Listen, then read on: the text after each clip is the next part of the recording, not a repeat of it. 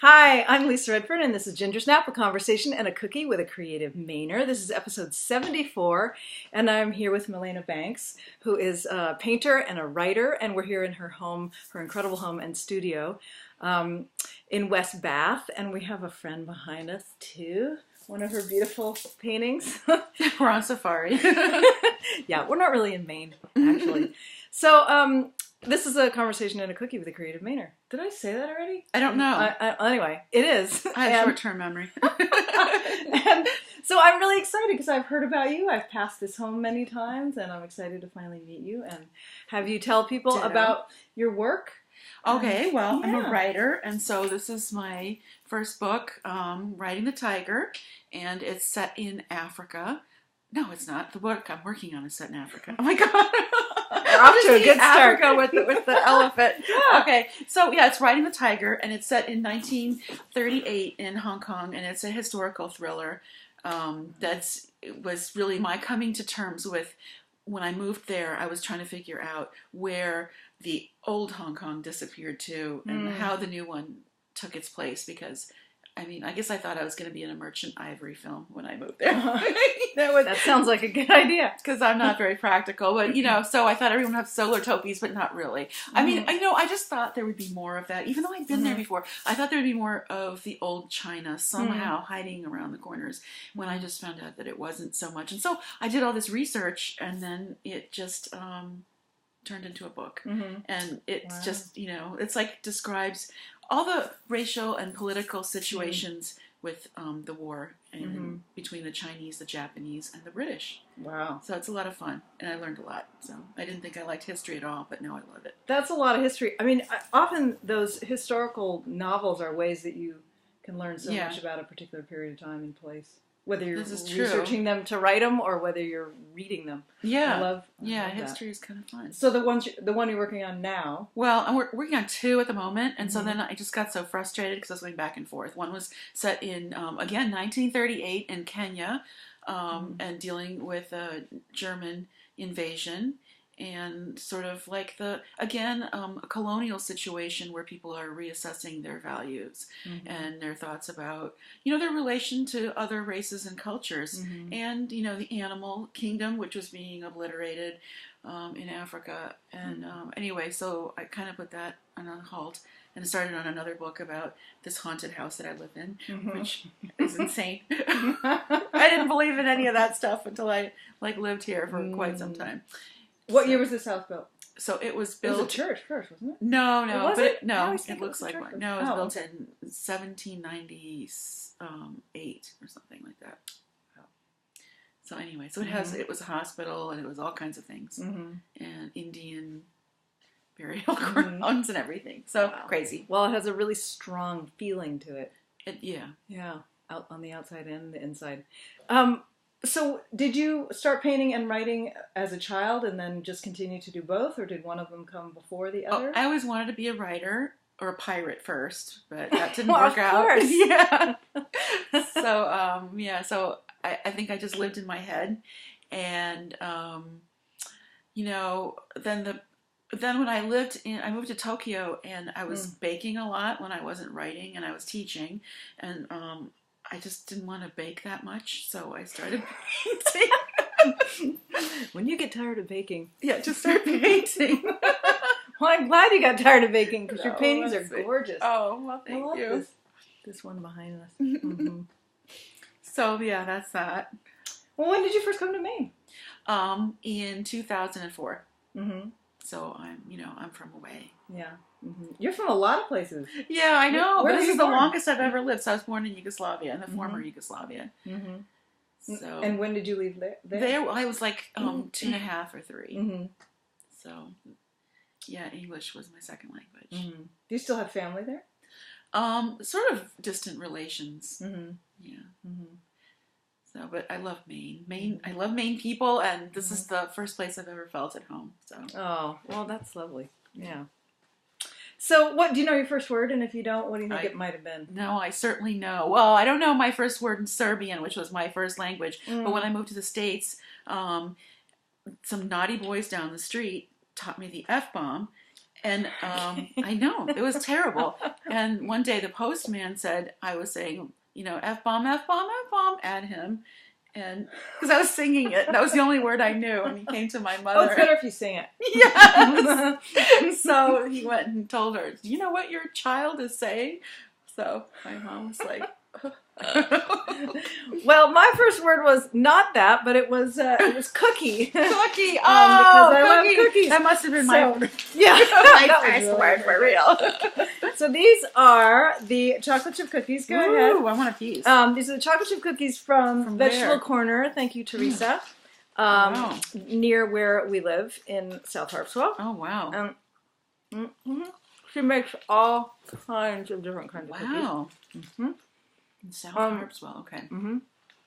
It's right there on the corner of Mountain when you're going to turn Mountain as if you're going to go to Orr's Island. Oh, okay.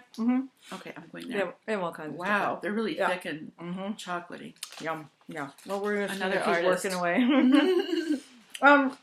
Okay. Did you have a car in your adolescence or your youth that was really cool?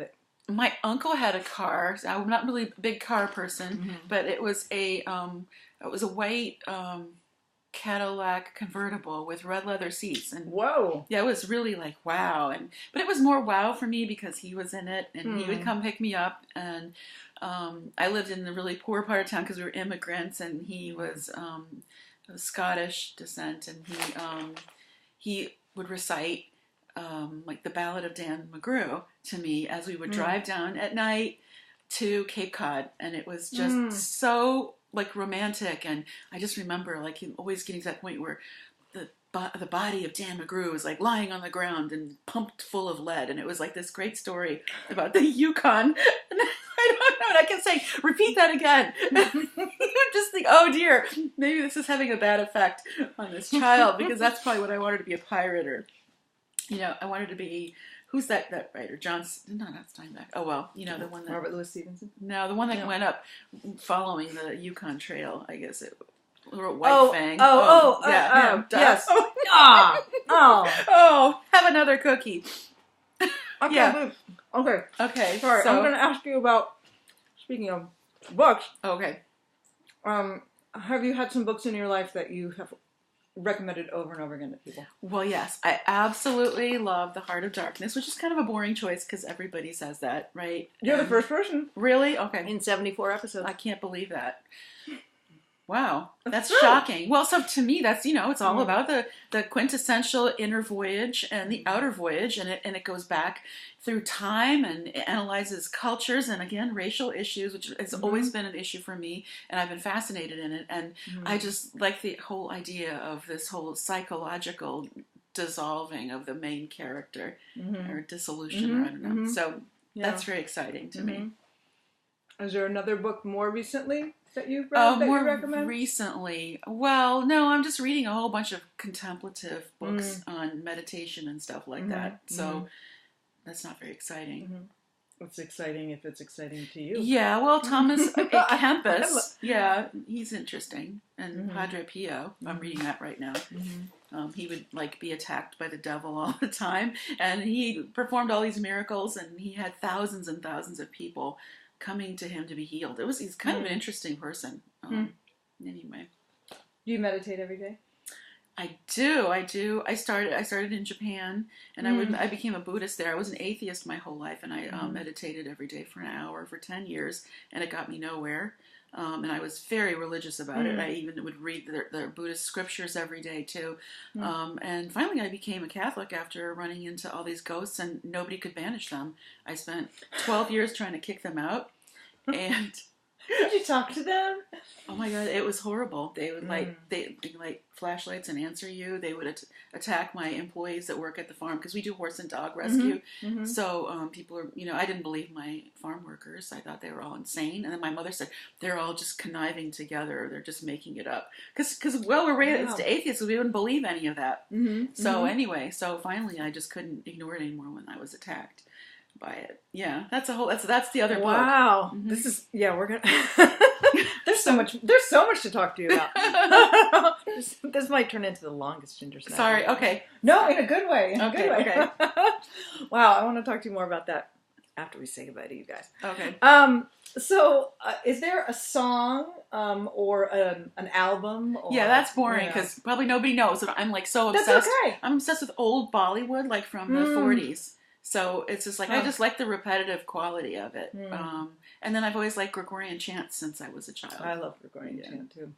I do like the Irish stuff. I know you're Irish, and I went crazy over the Irish Rovers like recently. But, oh, there's so much great Irish music. I know, right? Once you go down that rabbit hole, the Irish rabbit hole.